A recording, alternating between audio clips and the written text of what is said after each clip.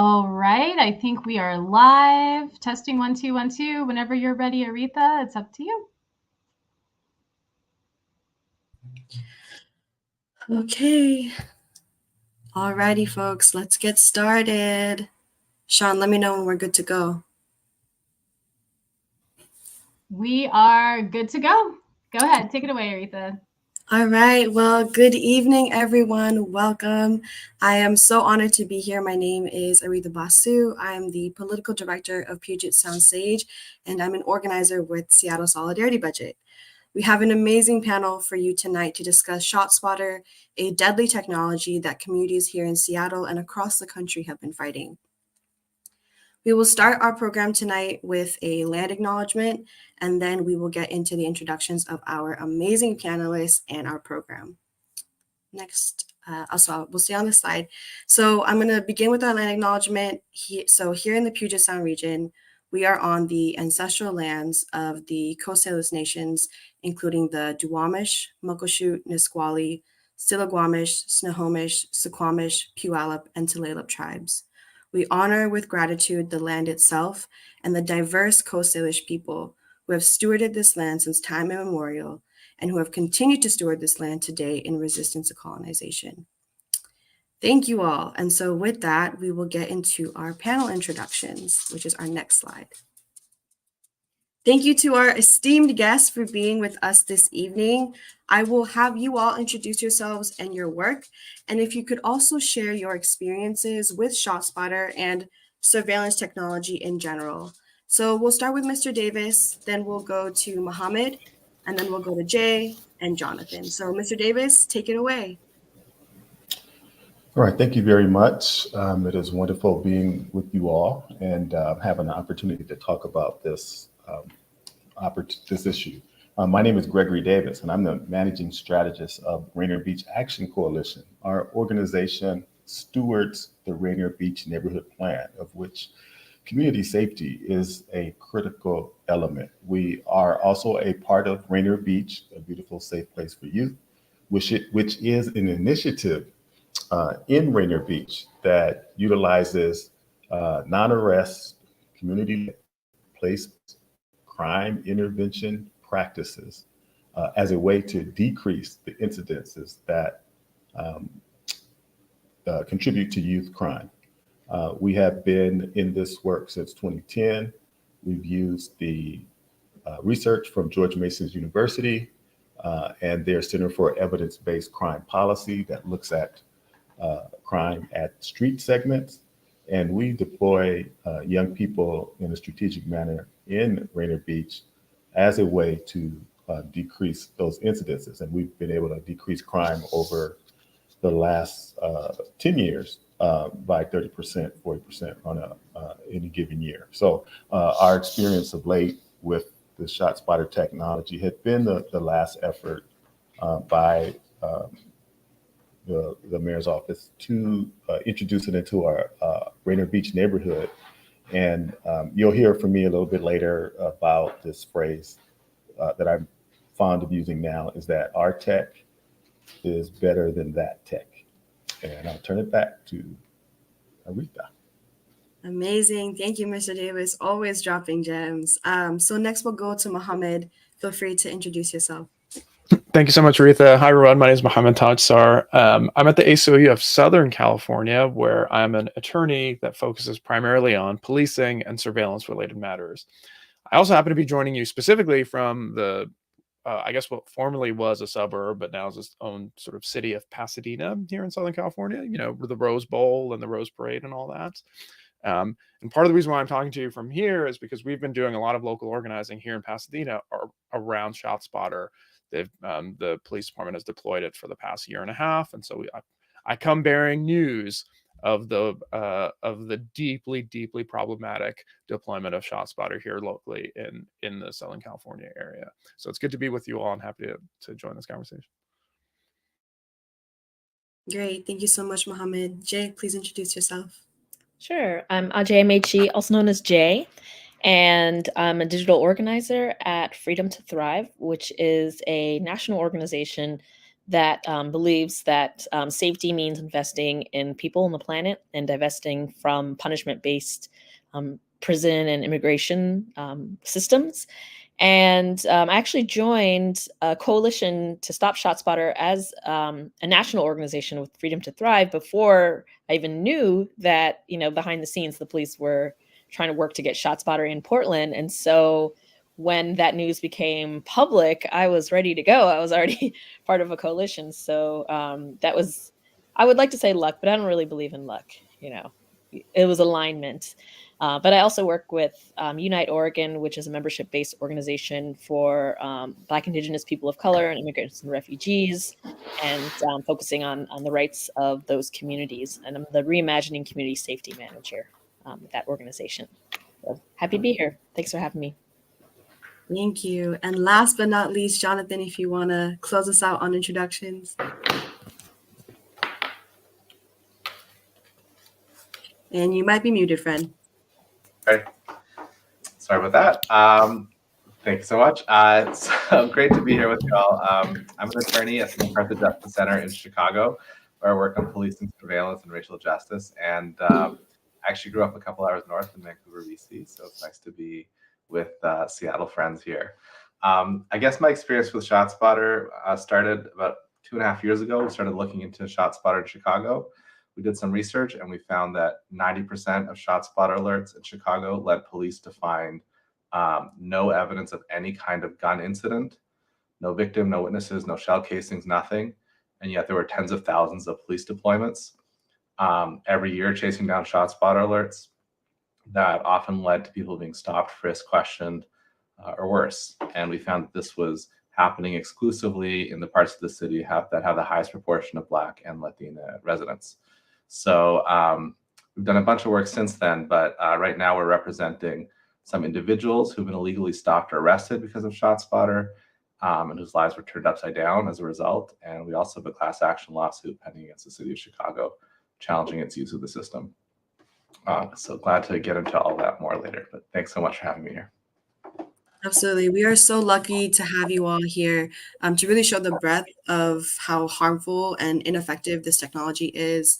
So, to do a little bit of table setting and context setting, we are going to have one of my favorite people in Solidarity Budget, the amazing BJ, who I like to call the People Central staff, constantly tracking all that's going on in the budget negotiations and all of the policy that's moving, which is very hard to do. So BJ will come here and just kind of share a little bit of context and history as to why this panel and this fight is so critical in this moment. And so BJ, I will hand it over to you, my friend. Awesome. Thank you, Aretha. So Shotspotter, now called Sound Thinking, is an acoustic gunshot detection system. Shotspotter attempts to determine which loud noises are gunshots by blanketing certain neighborhoods and microphones, using an algorithm to select and record some loud noises, and then have staff hundreds of miles away listen to the audio recordings. When staff claim a loud noise is a gunshot, they let the police department know. The police department then dispatches officers. Seattle City Council is currently debating funding this for-profit policing technology in the 2024 budget. And the community of Seattle has actually already rejected this Shotspotter 3 separate times in 2012, in 2016, and literally just last year.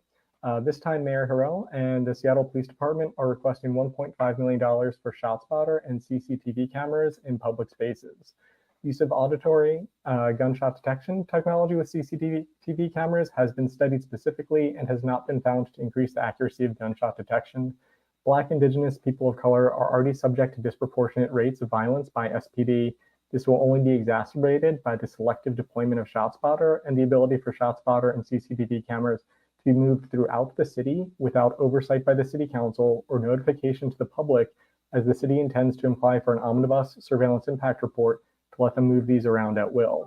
Additionally, Shotspotter will cause a drain on SPD resources through its high false alert rates, leading to lots of police deployments where nothing has actually happened. Thank you so much, BJ, and thank you for all your work. So as BJ mentioned, the Seattle City Council is currently debating funding for Shotspotter. Can we get next slide? Thank you. Budget deliberations this year have brought about previously used and some new justifications for the surveillance. Tonight, we are going to debunk and address these points with our expert panel. We will cover the financial expectations that come into entering into a contract with ShotSpotter, ShotSpotter as a corporation and its marketing, ShotSpotter not being a crime or gun violence prevention tool, understanding ShotSpotter data, and how ShotSpotter impacts police staffing and attitudes. And with that, let's get to, thank you so much. Our team is on it tonight. So we're going to dig into our questions now. Our first being about the financial relationship that we're, purportedly going to enter into with ShotSpotter. So Mayor Harrell is estimating that $1.5 million for ShotSpotter and CCTV surveillance technology. However, other cities have had to continue investing in ShotSpotter after their initial contract. Mohammed, can you speak to how initial contract with ShotSpotter could put Seattle on a path to continued spending and expansion? Yeah, absolutely. So I guess I'll start with kind of a couple of big picture ideas, right? So the first is, we're going to start this conversation around fiscal impacts, but but it's important to know that the fiscal hit to the city is, frankly, I suspect others will agree, is kind of down on the bottom of the list of problems associated with ShotSpotter, and indeed associated with surveillance technology in general, right? So the problem with surveillance in general is that it's designed to control, to sort of target, control, manipulate communities of color or poor folks. It's a mechanism to ensure cement police state violence over individuals. There are all kinds of problems associated with it, and it costs a hell of a lot of money, right? So I just wanted to kind of frame that and say the fiscal impacts are a concern. They're not a primary concern, but they're a real concern, right? So let me give you an example of kind of what we've been facing in Southern California and why I think this bodes real poorly for Seattle. So as you can tell from the slide, there's tons and tons of money that communities across the country have invested in using ShotSpotter, right? Here in Pasadena, where I'm from, it's a relatively small town, so it's around 135,000 people compared to like Chicago and Milwaukee. Chicago has 2.8 million people. Milwaukee is around 600,000, maybe 580, something like that. So Pasadena, small town, relatively small department, we're investing just over $200,000 a year in ShotSpotter's technology, and critically, only in a couple square mile areas where we have the most Black and Latinx people who live in the city. That money, right? I happen to also be somewhat involved in the local public school that my kids go to. It's a public elementary school. $200,000 a year, just so that you know what that can fund. Here locally, it can fund anywhere from 3 to 4 full-time gardening and cooking teachers at the local elementary school where my kids go to school, right? Or probably somewhere between 2 or 3 social workers full-time in elementary schools, right? As we're going to find out, there are lots and lots of problems with ShotSpotter, but one of the problems is it's going to suck away $1.5 million, which I imagine, Mr. Davis, I imagine, Aretha, yourself, a whole bunch of us on this call, we can find lots of really important and useful things to do with $1.5 million in Seattle that are life-affirming, that provide supportive services to people, and that are not designed to monitor them, right? And that's even assuming that we think ShotSpotter is worthwhile as a technology, which it's not, right? So even assuming it's worthwhile, my bet is you'll still probably be able to find much more important, useful, beneficial uses of that technology for the money. Much more beneficial uses of the money than it is to dump it in this particular tech. The last point I'll make is it's not just the money on the hardware and the sort of service that Seattle's proposing to spend on ShotSpotter. So for all of the $1.5 million or 600 in Pasadena, that's just for the technology. But you're not counting all of the policing time associated with the use, training, and deployment of the technology, right? Police departments, the most expensive part of police departments are police.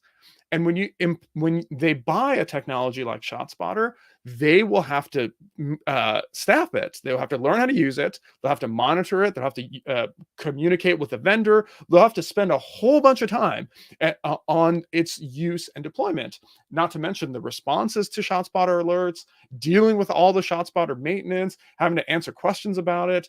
All of that is police time, and time is money. Right. So when they tell you we're going to spend $1.5 million, what you should think about is not just the $1.5 million on the actual technology, but the orders of magnitude more money associated with the police actually spending time and using it and talking about it. That, I think, is never going to be found in a balance sheet. And I think what we should, so that 1.5 million is going to balloon. And so we should really think critically about whether this is a good investment of our time, of our money. Thank you so much. Does anyone else have anything they'd like to add to those pieces? Feel free to jump in. I can just say on the slide here, you can see a picture of Chicago, a couple of pictures of Chicago. And just one thing that happens with ShotSpotter is that it gets a toehold in a city and then it expands and expands. So originally in Chicago, we had 2 small areas of about 1.5 square mile each covered by ShotSpotter sensors. And they expanded it to what you see here in red. And actually now it's much larger than that. The entire south and west sides of the city, almost half the area of Chicago is covered by ShotSpotter sensors. It happens to be where 80% of Black Chicago residents live and 65% of Black Latino residents live. And it's been that way for 6 years and counting. So it tends to expand, and the company does its best to keep that revenue flowing in. Absolutely. Any other thoughts, folks?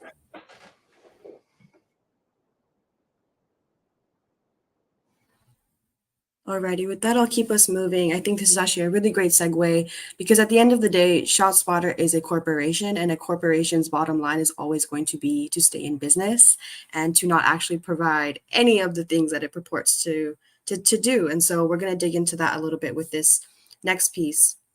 So, on the website for ShotSpotter, ShotSpotter claims to be 97% accurate.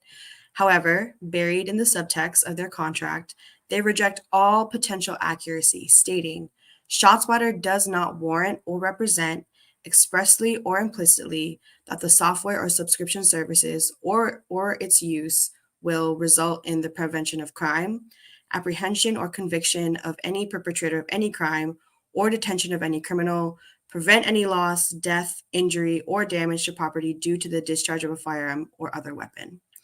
The juxtaposition of these two statements shows very clearly how ShotSpotter is a corporation and therefore focuses their marketing efforts on sales rather than true public safety endeavors. ShotSpotter has also been notorious for skewing their data and not basing their numbers in evidence. So I'm going to bring in Jonathan and Mr. Davis. Can you both speak to how you've seen a lack of corporate responsibility play out in your work and experiences with ShotSpotter? And please feel free to talk about how their data contributes to the marketing being sales-driven rather than evidence-driven. And we can start with you, Mr. Davis. All right, thanks, Aretha, and thanks everybody for the information up to this point. I think in my experience, one of the things that I have learned is that capitalism and community safety is a bad mix. This investment in marketing, in lobbying is, in our view, really ill-placed. Here's a couple of examples. I just happened to serve on a interview panel for the director of Public Health Seattle King County's gun violence prevention project. And lo and behold, who would we see among those who have applied for the position and actually made it to the interview is someone who works for the ShotSpotter company. That just seemed to be an effort, right, to position this person, to prepare this person, to encourage this person to be in that mix. It just didn't seem logical to us. Incongruent is probably the word that winds up being used. And so that's just an example of the lengths that a corporate structure will go through. Found it very interesting as I listened to the radio, and I'm trying to think what station this could have been. A sports channel, could have been a hip hop radio station, where Lowe's was had a commercial, and right at the end of that commercial, the announcer said, "And be sure to come by and check out our Shotspotter technology so that you can be safer in where you live." And such a subtle effort. You know, I'm sure they paid thousands of dollars for that ad. I'm sure it was took a lot of staff hours to strategically to work on strategically placing that ad and that language. And herein is an effort to create a sense of lack of safety for people and to drive the use of this technology. And so all of this is, you know, what this particular corporation is kind of how it's plying its trade. And I think we do know that those resources, as was mentioned earlier, could be put to much better use. In fact, the $1.5 million, in our estimation, we could hire 168 young people at $19 an hour to activate 5 locations in Rainier Beach, 5 days a week for 2 years with the methodology, the youth and neighborhood engagement and guardianship methodology that we have learned does in fact have positive data impacts.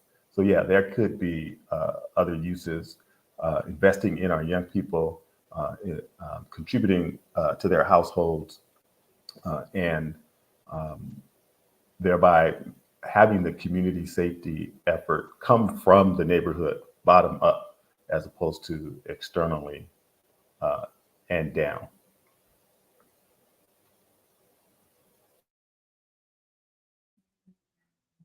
Thank you so much, Mr. Davis.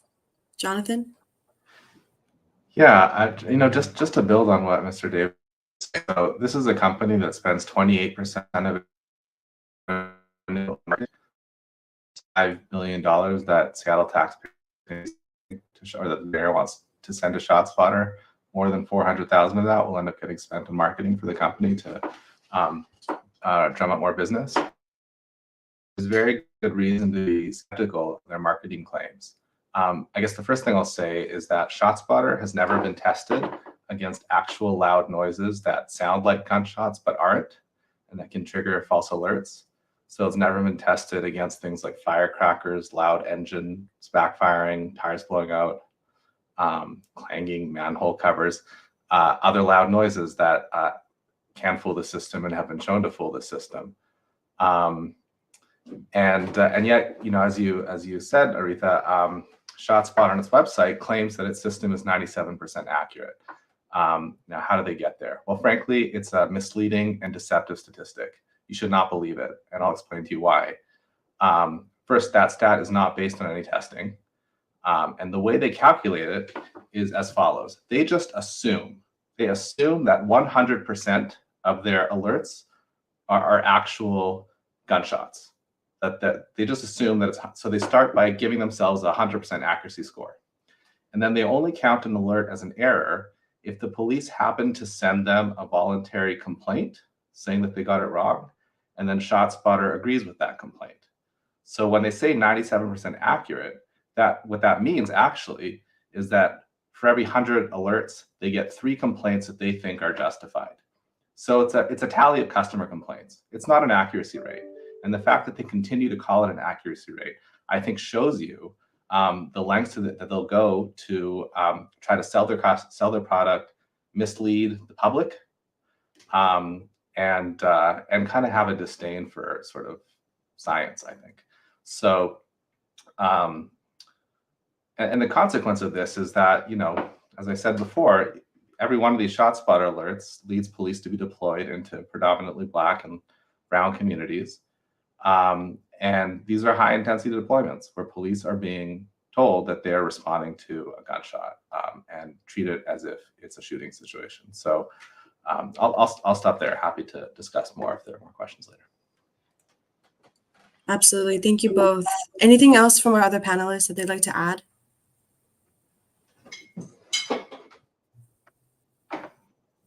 Alrighty. Well, my takeaway is that Shotspotter is applying for a job that they are not qualified for. So we'll move on to our next slide. So I can get next slide. Perfect. Thank you so much. So as we previously mentioned, ShotSpotter's great success has been its marketing.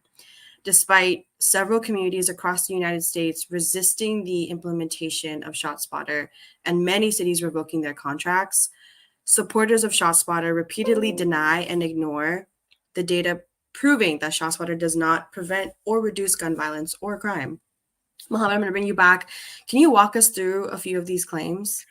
Yeah, absolutely. I mean, I think ShotSpotter is remarkable in how creative they are in sort of justifying their technology, pushing it, and marketing them. So there's loads and loads of really fanciful claims about the utility of ShotSpotter technology, none of which really have any kind of empirical scientific support, frankly. Right. So they'll say a whole bunch of different things. Right.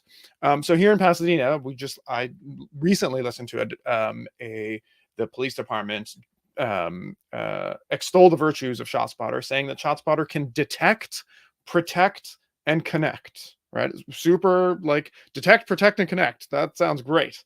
Right. It can detect gunfire. Right. It can protect people because it provides comprehensive information that gives critical response information to police. Okay, that's what they say. And then it connects by, facilitating rapid response of officers to communities impacted by gun violence. But if you look at the empirical evidence, none of that is in fact actually true, right? There's loads and loads of empirical, like, sort of peer-reviewed studies that make this clear. Jonathan can talk about some of this. I'll give you an example, right? There's a peer-reviewed public health journal called the Journal of Urban Health. In it, a series of researchers studied 68 large counties over a 7-year period and found that ShotSpotter technology, or like sort of gun detection technology, has no significant impact on firearm-related homicides or arrest outcomes. Right. So this is what they say. I'm going to quote them because I think this is important. Again, peer-reviewed, a sort of massive study of like 68 counties. They say, if this investment is not reducing gun-related crime or deaths, nor improving arrest rates of perpetrators, then the expenses associated with implementing and maintaining gun detection technology may be adding to the cost of gun violence rather than reducing it. In fact, there is a lack of evidence to support a return on investment, monetary or otherwise, from implementing this technology. All right. There's loads and loads of other studies. There's studies in Connecticut, in Hartford. Jonathan can tell us about Chicago, which has been heavily studied. Here in Pasadena, we just got a report back that said that in 76% of the alerts that ShotSpotter sent out to the Pasadena Police Department, they could not find any gun casings, and in 22% of all of the alerts, they actually took down a report of anything. Right, that is to say that there was no police report at all in 78% of the times that ShotSpotter alerted them to something. Right, and then after more than a year of use, they had two arrests that came as a result of ShotSpotter alerts, and 0 convictions. Right, that's out of a total of 189 alerts. Right, so there's all this evidence that says that, like, they're potentially, they're detecting something. They may not be detecting gunfire. They're not really protecting anybody, because typically what happens is they provide basic, they assume, as Jonathan was saying, that there's gunshots, when in fact that assumption is wrong. And then they tell police officers that there are in fact gunshots going down. And then they respond to incidents in which there is unlikely to be crime or criminality or gunfire at all. Right. Notwithstanding all that, then they come back and say, make additional claims. They'll say that, well, okay, be that as it may, ShotSpotter deters criminality, right? We've heard that a lot. But again, there's no evidence to suggest that that's true, right? The theory is that if criminals, I don't know, right, know that ShotSpotter is being used in their neighborhood, they're less likely to fire off guns. But again, they have no way of proving that. They haven't offered nothing to suggest that that's true. And in fact, quite the opposite, it seems to me, that whether or not it's quite the opposite, there's really no evidence to suggest that that's true at all. So all that to suggest that all of these sort of fanciful claims lack any kind of scientific basis, and I think we should be really skeptical of police departments and cities and ShotSpotter itself when they try to pitch this sort of technology as a solution to our public health woes. Jonathan, I don't know if you want to add anything to that, but it's sort of my sense is that your experience in Chicago and everything that you all have studied about ShotSpotter bears this out. Yeah, you summarized it beautifully, and that's what our research and what we've seen in Chicago and elsewhere. So, just to give you a sense, there was one study, pretty comprehensive study done out of St. Louis that the study found that it significantly increased the number of police deployments in response to supposed gunfire, but it didn't increase the number of shootings or crimes that were found. So the authors of that study summarized their findings, said that results show that ShotSpotter seems to replace traditional calls for service, but does so less efficiently and at a greater monetary cost to departments. You'll also hear ShotSpotter make the claim that their system, quote, saves lives.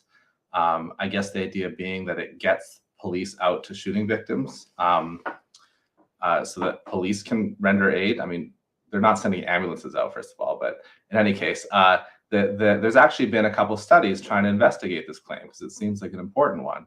There was one study out of Camden, one study out of Hartford, and they compared shooting victims that were shot in ShotSpotter areas or non-ShotSpotter areas, and neither study found any difference, unfortunately, in the mortality rate.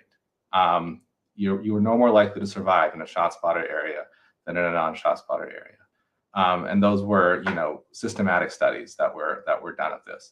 So, I suppose that another risk of this is that it may give people sort of like a false sense of security. One thing that the studies seem to bear out is that when ShotSpotter is installed, fewer people call to report gunfire. So people who actually want to engage with the police or want the police to come out don't call. I guess it's hard to say why, but maybe because they think, ShotSpotter's got it covered or something. The truth is that ShotSpotter misses a lot of actual shootings. It's sending out thousands and thousands of alerts, but it's actually missing a lot of actual shootings. So it's triggering all these alerts that don't lead police to find anything. It's missing a lot of actual shooting incidents, and there's no evidence that it's having other benefits like, quote, saving lives. So I'll stop there. Thank you both. I have a follow-up question for you. So here in Seattle, we elected a Republican city attorney who campaigned on a tough on crime platform, and she has been making good on that since her time in office. And I think similar to what you all are talking about, the threat of prosecution is constantly argued as something that's supposed to deter people from gun violence and engaging in crime. And so something that I would love for you all to also talk a little bit about is during the budget deliberations, we keep hearing these claims regarding how ShotSpotter paired with CCTV can assist with courtroom outcomes that bring more justice and help to, supposedly give prosecutors what they need to bring folks in. So Jonathan, I'm going to pitch this to you first, but can you speak to if ShotSpotter evidence is typically admissible in court, and how have we seen that play out in other cities? And Mohammed, feel free to jump in after that.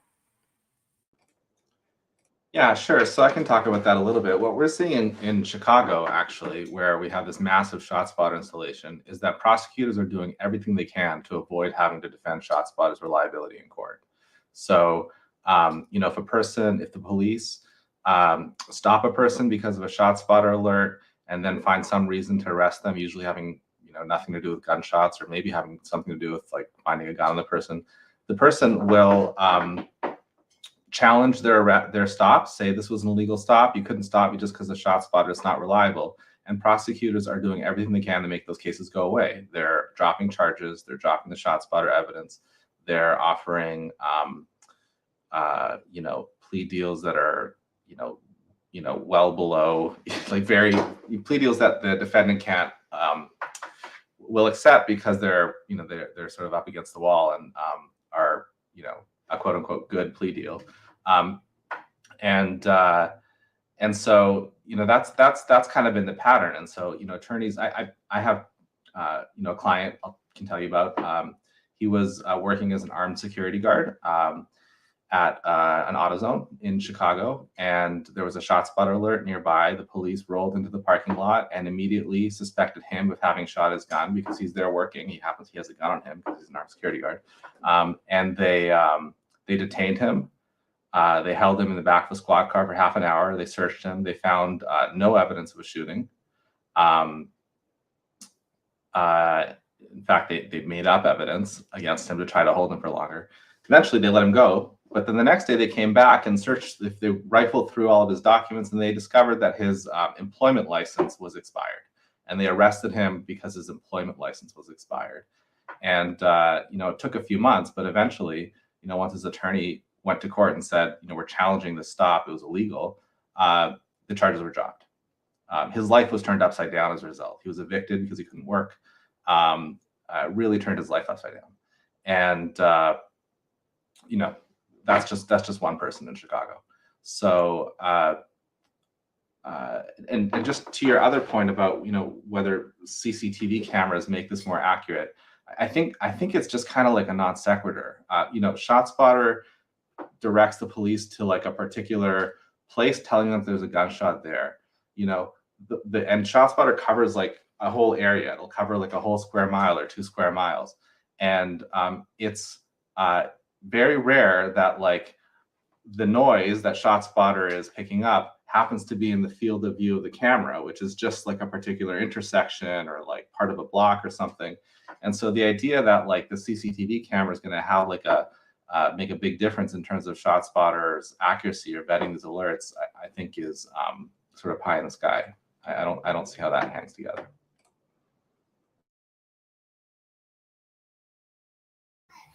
Yeah, I might just add one additional thing on the CCTV thing. So even setting aside that the non sequitur part of it, just to take CCTV in general as a sort of surveillance tool, the city might say, well, CCTV cameras just even by themselves are a good thing, right? Because they'll help us like solve crimes and things. But just a cautionary note, again, CCTV cameras, much like sort of automatic gunshot detection technology, again, have very little to do with solving, deterring, or reducing crime at all. In fact, this CCTV in particular has been widely studied, and the consensus is at best mixed, and at worst, it suggests that CCTV cameras are not at all, don't provide any kind of reduction in or don't increase public safety outcomes.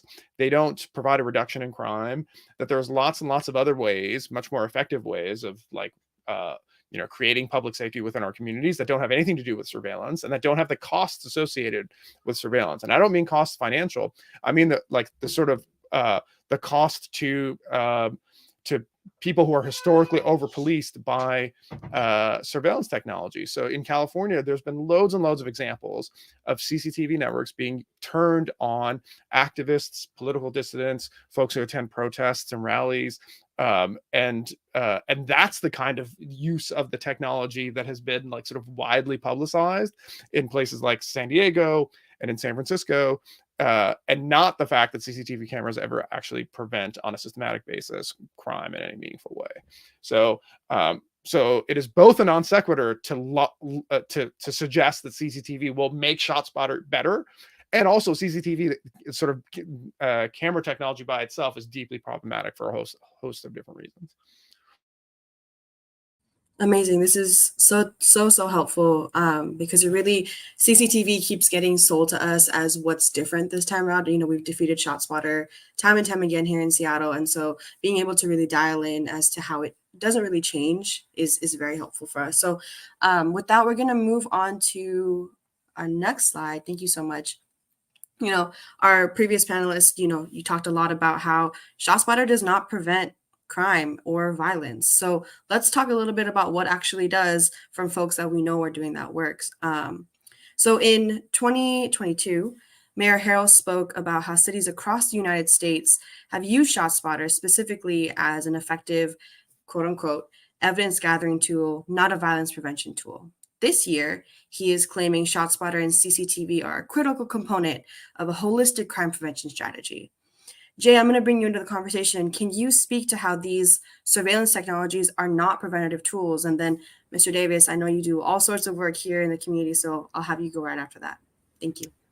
Yeah, so, there's this argument that surveillance tools, often combined with analytics and like mathematical models and other analytical tools, they can be used to identify potential criminal activity and like prevent them before it starts, like Minority Report, that movie with the psychics, but, with acoustic microphones or whatever. And so they can use and analyze this data to determine where to deploy police and to identify people that are supposedly more likely to commit a crime or be a victim of a crime. But just like think about it logistically, like think about it. Like, what does ShotSpotter actually do? It responds to a gunshot. So like logistically, it doesn't even make sense to say it's a preventative tool because it is responding to a gunshot that's already been fired. And in the public health world, there's this saying that once the shot's already fired, once the bullet leaves the chamber, it's already too late. And that process of violence in the community started when that person was a youth, when a teacher decided to disinvest in their education, when their parents, didn't have, the availability to give them the nurturance they need, when they were malnutritioned as a child. Like that is really where that process of violence begins. And it culminates with gun violence. It culminates with the bullet leaving the chamber. But it's already in a way too late by then. You're not preventing the crime by surveilling people in the hope of catching them like right after the fact. What you have to do is you kind of have to make sure people live the life that makes crime unnecessary. Like that is how you prevent violence. That's how you prevent crime. And if anything, when you think about it, like when I think about the police in Portland, where I am, this kind of technology, there's reason to believe this could actually increase gun violence against community members by police. I don't know how it is in Seattle, but I know that in Portland, there have been multiple instances where police show up to these incidents completely guns blazing with a disregard for innocent life that's there. So there was a recently settled suit where a Black man was, he was a Navy veteran, and he was breaking up a fight that was getting really bad, and he pulled out his weapon to break up the fight. He did break up the fight, and police showed up and immediately killed him. And they just settled that recently. And so another instance where there was an active shooter on the loose, and this, ShotSpotter's not there. So like this is before ShotSpotter even exists. And the police, they show up and they're shooting into an apartment complex. And I'm reading this article where people are quoted like, "We were hiding in the bathtub and we have bullet holes all in our kitchen because the police showed up and shot at the the person with the gun into apartment complexes where people were living." So a lot of us organizers in Portland were really asking this question of like, how can you expect us to trust people who have been shown to show like so little restraint about firing their guns into crowded places, into apartment complexes?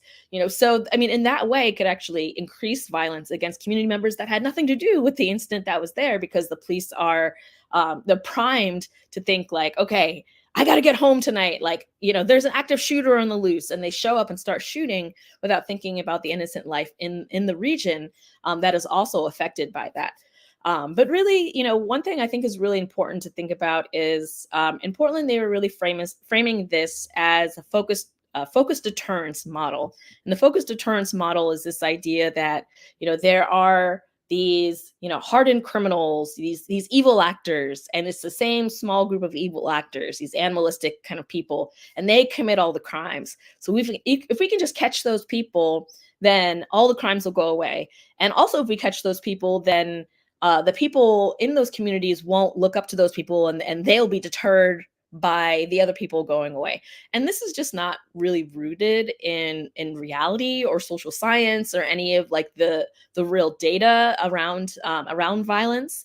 Punishment is not a good deterrent. Everybody thinks they can get away with it, especially when you're younger. You think you're invincible, right? You think that you're the one that has it figured out. And, that's just something that we see with a lot of youth. And that's not going to change with this technology.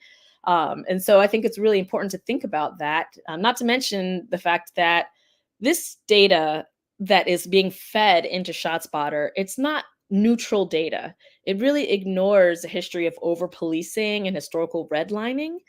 So they're using this historical data to predict where the crime is likely to occur, or the people that might be involved, which neighborhoods to put that in. But at the risk of sounding a little ageist, we have to keep in mind that, at least in Portland, the people making these decisions are actually like boomers, late Gen Z, late millennials. I'm an elder millennial, that really don't have actually a lot of understanding of technology. They see it as this like magic wand that is somehow incorruptible because there are less humans involved. So I remember showing up to this meeting, this oversight group that was recommending ShotSpotter, and I asked them if they were familiar with the garbage in, garbage out principle, which is a very common principle in data science. The idea is that technology is only as good as the information that you put into it. And police data is pretty much widely assumed and widely accepted as racially skewed, if not outright racist. Like this is a fact. This is something that even a lot of police admit, that historical police data has racial skews, racial bias embedded into it. And so the technology isn't just this magic wand that like cleans the racist, corrupt data and makes it somehow good data. It's what they call dirty data, and it's informed by what they know, what's known as like dirty policing. So unlawful policing practices, policing policies, racially biased, flawed practices. And so the idea is just that like, okay, if you just send more police to this area, basically the point is that it's a feedback loop, right? So they're determining that an area that is already over policed, obviously the police are going to find more crime in an over policed neighborhood. So because the neighborhood is over policed, you find more crime there. And then the feedback loop is that it's just the algorithms in there are being trained on this model that replicates the bias that the police have. And it reinforces these false ideas about like which neighborhoods are like inherently dangerous or inherently unlawful, when the fact is that like police are not necessarily going to every neighborhood and policing equally. So we don't actually know what the rates of crimes are in different areas that are under policed, or different areas where the socioeconomic status is a little bit higher. And so, I mean, basically, I just want to highlight the fact that there's pretty much a very sordid, long history of surveillance being used against Black people as a tool of oppression, against important social movements. And, it's not cameras. They say that it's only acoustic technology, but I mean, what's to say that, I know that there is some instances where they do add cameras to it. I know that they're trying to pair this with CCTV, and I don't think that there's a real reason to trust that this technology won't be manipulated for political purposes and other purposes when we've seen a lot of technology used in that way. I can go on forever, but I'll leave it at that. Oh, you're good. Thank you so much. You're dropping so much knowledge. I really appreciate you. I'm going to bring you into the conversation, Mr. Davis. There are several true harm and violence prevention efforts that can be accomplished through supporting community. You are an incredible example of that and the steward of that. For instance, investing in the community through services for 2 tiny house villages in Rainier Beach. So, Mr. Davis, can you share your work with the Rainier Beach Action Coalition and how you all use data to effectively prevent harm and violence? Yeah, sure. Let me first say to Mayor Harrell's credit that his administration has invested in community-led, place-based violence prevention services. And it is something that actually our role in it came out of our adherence to the call from our city to create neighborhood plans. And these are the hopes and dreams of people in this neighborhood who were invited by the city of Seattle to offer them up to support what we know we need in our neighborhood. And so the work that we're doing actually comes from that. I will say that it is surely a fine time to dissuade the science, right? When it comes to talking about this particular technology. In fact, as organizations who are trying to impact our neighborhoods in a positive way, we're actually required to provide data to substantiate the investment in us. And if we don't use the data, then those are reasons that we wouldn't be funded or we would not be considered a credible organization. In fact, Rainier Beach, a beautiful, safe place for youth, spends $60,000 a year on a evaluation partner. So out of a budget of probably about $400K, we're making sure that we're spending at least 10, 15% of that on research, making sure that we do have the data to substantiate the work that we're doing. And so here's one of the things that we've done. We picked up the study and research that was done by George Mason University. In fact, it was done in the city of Seattle, where they looked at the street segments and identified that 50% of the crime happened from 5% of the places.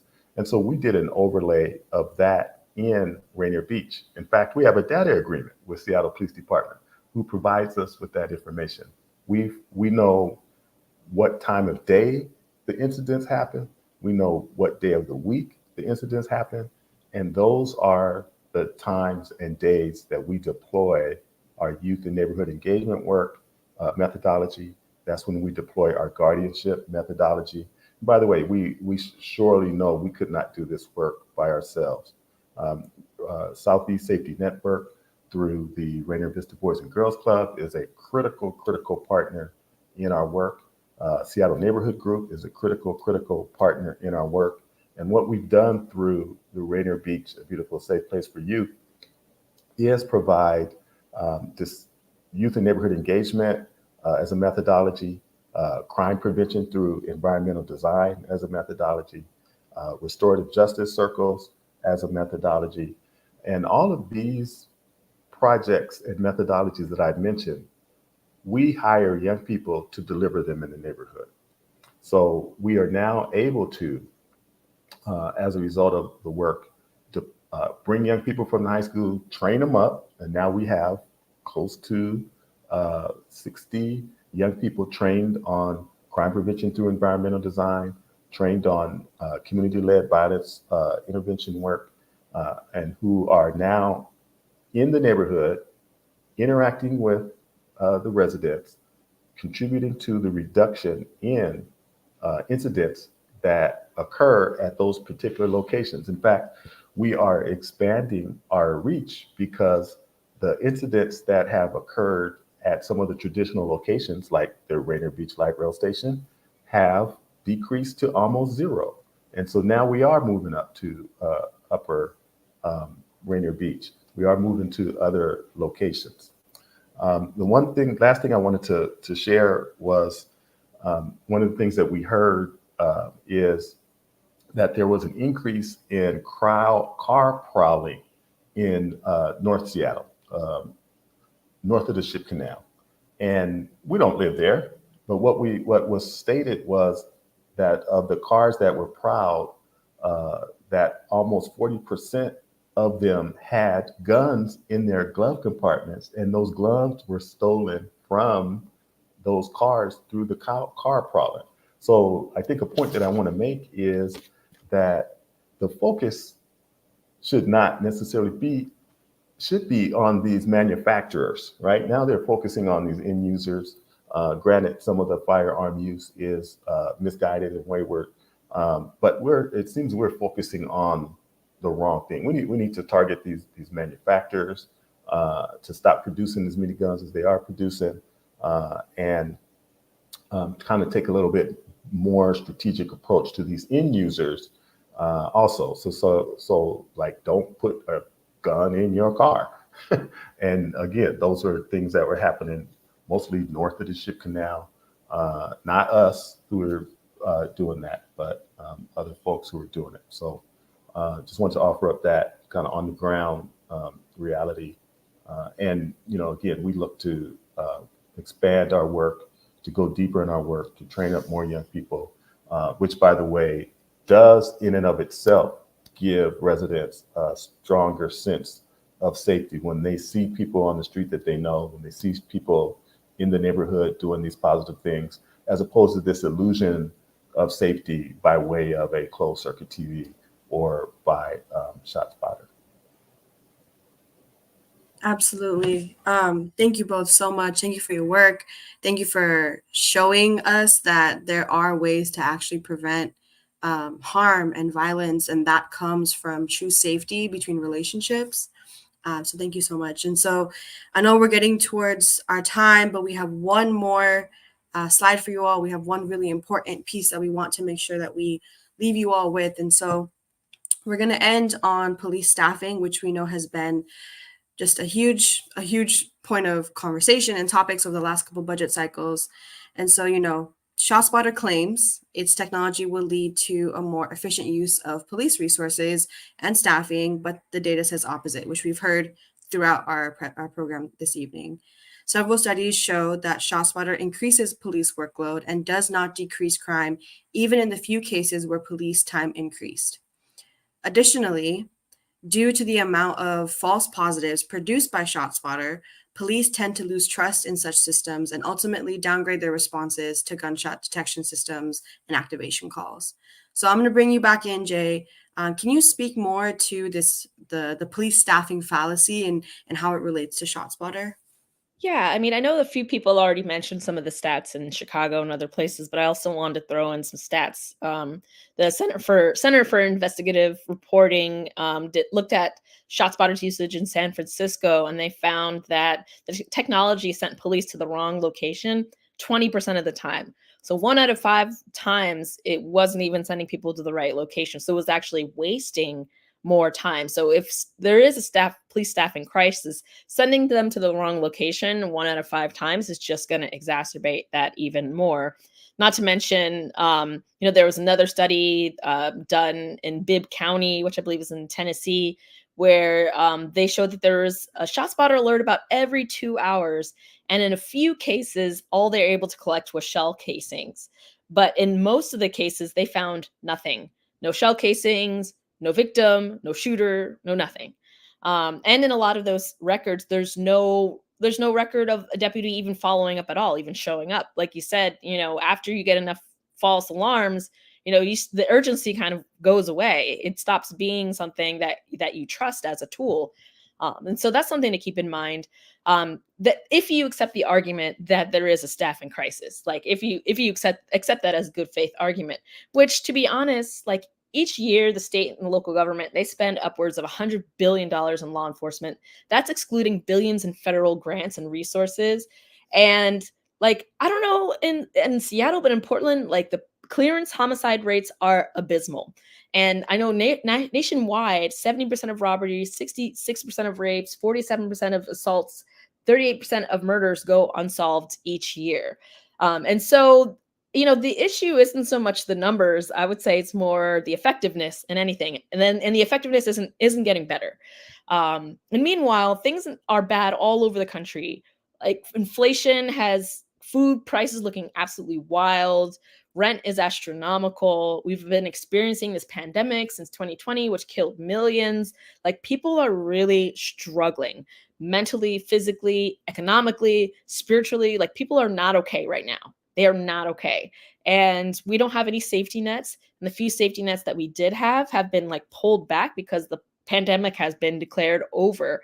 And the data is really clear about this. When people are dealing with trauma on a massive scale, when people are not getting their needs met, violence, especially gun violence, rises. And rather than meeting those needs, the police would have you think that there are just some evil people out there that have no respect for order, these bestial agents of chaos, similar to how Palestinians are being portrayed right now, but that's a whole nother webinar. But the point is that the police manipulate people's fears as crime and violence increases due to lack of safety nets, and they use politician opportunism to convince people that their problems will magically disappear if we just get a couple dozen more, a couple hundred more officers in place. Like, they're portrayed as these like magical beings that like restore order to chaos, when really it's the opposite. Since the 80s, spending on law enforcement has drastically outpaced community services like housing, education, violence prevention. And those are the institutions that actually build safe, healthy, stable communities. So we're funding more and more police. We're actually draining communities of desperately needed resources that could be put towards science-based solutions to problems. And instead, we're putting that money towards solutions that we know don't work. And then crime goes up. As expected, the media and the police sensationalize this. They profit from this. The politicians feel the heat, and then more money goes into the incinerator. The cycle continues. And meanwhile, in Portland, police officers are retiring left and right, often as a result of misconduct investigations. Rather than go through the investigation, they'll be like, I'll just retire early. And there's always this rotating cast of characters on leave because, as you guessed it, misconduct investigations. So they get to argue over and over and over again, well, we have less active police than last year. And it's really, one of the reasons is because misconduct like makes it so a lot of them can't work because they're undergoing these investigations. And so as long as we're funding a lot of the problems rather than solutions, the crime will keep rising. The violence will keep happening. And then police get to act with impunity and have little to no accountability when it comes to this technology. And it's just this rotating cast of dangerous officers on leave, paying into retirement funds. And it just goes on and on. And so we have to do better. We have to think logistically. We can't let our emotions dictate how we feel. The mayor would say, like, well, I would love to get a mother who is grieving gun violence up here to say her thoughts. And that's exploitative. To use someone's pain, to weaponize someone's suffering for a political agenda, to throw money into a corporate enterprise that has not been shown to be effective, that is weaponization of communities' pain. And it's really not okay. We need to look at the science. We need to look at what works and not trot out victims that are clearly still in pain to weaponize the pain in order to get more money into police budgets. That's just not how things should be done ethically. Jay, thank you so much. What a powerful, powerful note for us to wrap the program up with. Thank you so much for all of your knowledge and all of your brilliance. Can I get next slide, please? So folks, I hope you learned something new today. I hope that you are walking away today fired up because we need you. There are active fights that we need more folks to be engaging in. A huge thank you to our panelists today for regrounding us in why we need to defeat Shotspotter again. We've been victorious in the past, and we need to continue that. Seattle needs to continue to be a place of resilience when it comes to this technology. So if you are in Seattle, you can take action and join the Seattle Solidarity Budget. We're a very fun bunch by visiting our website, our Instagram, and our Facebook. And there is opportunity to take action coming up. We've been hearing throughout the budget process that council members are saying, well, we haven't really heard from the public that they don't want Shotspotter. And so we need you to use your voice and make sure that they hear very clearly that Seattle does not want Shotspotter. And a amazing opportunity for you to do that is this coming Monday, November 13th at 5 p.m. at City Hall, which is 600 4th Avenue. We have a public hearing on the budget. This is one of our last opportunities to be able to really make our voice heard and to say what we do and don't want our budget to reflect, right? That is our money. We as a community get to say where we want our resources spent. And Shotspotter, as you've heard throughout this entire program, is not an effective use. And there are so many other ways that we can keep our community safe. So please come out on Monday. There is multiple ways for you to do that. If you're not able to come in person, you can sign up and do public comment remotely. there is a way. I think we will disseminate that information through a lot of our social media channels. So call in, make sure that you get registered, and make sure that we tell these council members that Shotspotter is not welcome here in Seattle. Thank you all so much. Take care. Have a great evening. And thank you for joining our panel. And again, thank you so much to our amazing panelists. Take care, y'all.